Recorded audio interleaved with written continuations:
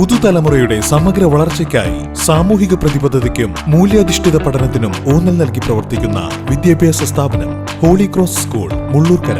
CBSE curriculum, academic excellence, qualified and experienced staff and management, co-curricular activities for skill development, communicative English, sports coaching, well-equipped science, computer labs and school library, safe transportation. 2026-27 അധ്യയന വർഷത്തേക്കുള്ള admission ആരംഭിച്ചിരിക്കുന്നു.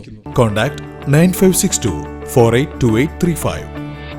ജനപ്രതിനിധികൾ MP സ്ഥാനം രാജിവെച്ച് MLA ആകാൻ മത്സരിക്കുന്നതും ഇരട്ട മണ്ഡലങ്ങളിൽ മത്സരിച്ച് പിന്നീട് രാജിവെക്കുന്നതും മൂലം ഉണ്ടാകുന്ന അനാവശ്യ ഉപതെരഞ്ഞെടുപ്പുകൾ ഒഴിവാക്കണമെന്നാവശ്യപ്പെട്ട് ഷാജഹാൻ ഇളനാട് കേന്ദ്ര തെരഞ്ഞെടുപ്പ് കമ്മീഷനും നിയമ മന്ത്രാലയത്തിനും ഇമെയിൽ അയച്ചു. ഇത്തരം നടപടികൾ വോട്ടർമാരോടുള്ള വഞ്ചനയാണെന്ന് അദ്ദേഹം പരാതിയിൽ ചൂണ്ടിക്കാട്ടി. മരണം മൂലമോ അയോഗ്യനാക്കപ്പെടുകയോ അല്ലാതെ ഉണ്ടാകുന്ന ഇത്തരം രാജികൾ ജനങ്ങളുടെ നികുതിപ്പണം ദുരുപയോഗം ചെയ്യുന്നതിന് തുല്യമാണ്. ഓരോ തെരഞ്ഞെടുപ്പിനുമായി വൻ തുകയാണ് സർക്കാർ ഖജനാവിൽ നിന്നും ചെലവാക്കുന്നത്.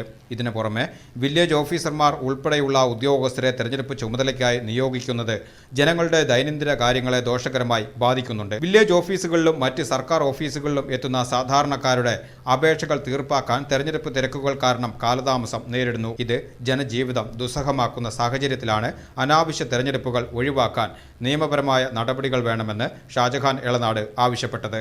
ഒരു MP അദ്ദേഹത്തിൻ്റെ MP സ്ഥാനം രാജിവെച്ചുകൊണ്ട് MLA ആകാൻ മത്സരിക്കുന്നതും അതുപോലെ തന്നെ ഒരു MLA അദ്ദേഹത്തിൻ്റെ MLA സ്ഥാനം രാജിവെച്ച് MP ആകാൻ മത്സരിക്കുന്നതും അതുപോലെ തന്നെ 2 മണ്ഡലങ്ങളിൽ ഒരേ സമയം മത്സരിക്കുന്നതും അനാവശ്യമായ ഉപതെരഞ്ഞെടുപ്പുകൾ ജനങ്ങളുടെ മേൽ അടിച്ചേൽപ്പിക്കലാണ്. ഇത് ജനങ്ങളുടെ നികുതിപ്പണം ദുരുപയോഗം ചെയ്യലാണ്, ജനദ്രോഹപരമായ നടപടിയാണ്, അവർ വോട്ടർമാരോടുള്ള വഞ്ചനയാണ്. ഒരു തെരഞ്ഞെടുപ്പ് ഒരുക്കുമ്പോൾ സർക്കാർ അതിന് വലിയ രീതിയിലുള്ള ചെലവ് വഹിക്കേണ്ടതുണ്ട്.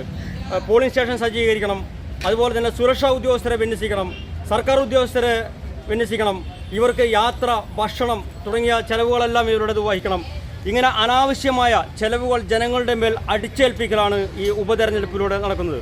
ഉപതെരഞ്ഞെടുപ്പ് ആകാം ജനപ്രതിനിധി മരണപ്പെടുകയോ അതല്ലെങ്കിൽ കുറ്റകൃത്യങ്ങളുടെ പേരിൽ ജനപ്രതിനിധികളെ അയോഗ്യരാക്കുകയോ ചെയ്യുമ്പോൾ ഉപതെരഞ്ഞെടുപ്പുകളാകാം. അല്ലാത്ത ഉപതെരഞ്ഞെടുപ്പുകൾ ജനങ്ങൾ ബഹിഷ്കരിക്കണം, ഇവരെ അയോഗ്യരാക്കണം, ജനങ്ങൾ ഇത്തരം ആളുകളെ അയോഗ്യരാക്കണം.